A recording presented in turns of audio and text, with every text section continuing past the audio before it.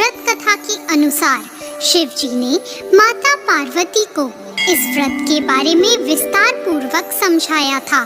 माँ गौरा ने माता पार्वती के रूप में हिमालय के घर जन्म लिया था।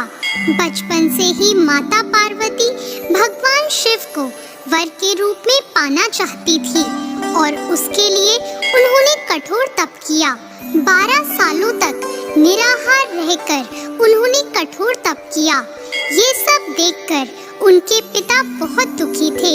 एक दिन नारद जी ने उनके पिता से आकर कहा कि पार्वती के कठोर तप से प्रसन्न होकर भगवान विष्णु आपकी पुत्री से विवाह करना चाहते हैं।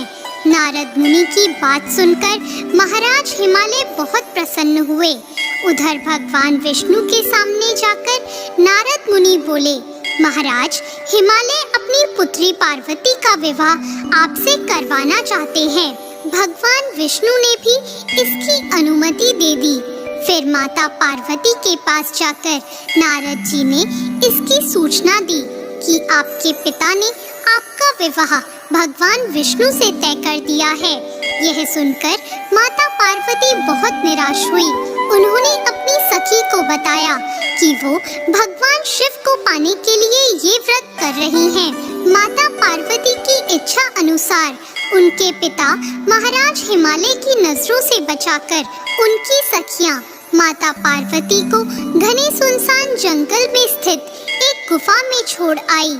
यहीं रहकर उन्होंने भगवान शिव को पति के रूप में पाने के लिए कठोर तप शुरू किया, जिसके लिए उन्होंने रेत से एक शिवलिंग की स्थापना की। संयोग से हस्त नक्षत्र में भाद्रपद शुक्ल तृतीया का वह दिन था जब माता पार्वती ने शिवलिंग की स्थापना की थी। इस दिन निर्जला उपवास रखते हुए उन्होंने रात्रि में जागरण भी किया था। उनके कठोर तप से भगवान शिव प्रसन्न हुए और माता पार्वती को उनकी मनोकामना पूर्ण होने का वरदान दिया। अगले दिन अपनी सखी के साथ माता पार्वती ने व्रत का पारण किया और समस्त पूजा सामग्री को गंगा नदी में प्रवाहित कर दिया।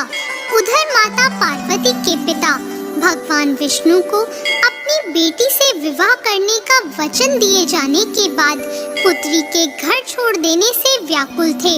वह माता पार्वती को ढूंढते हुए उस स्थान तक जा पहुँचे जहाँ माता पार्वती थी।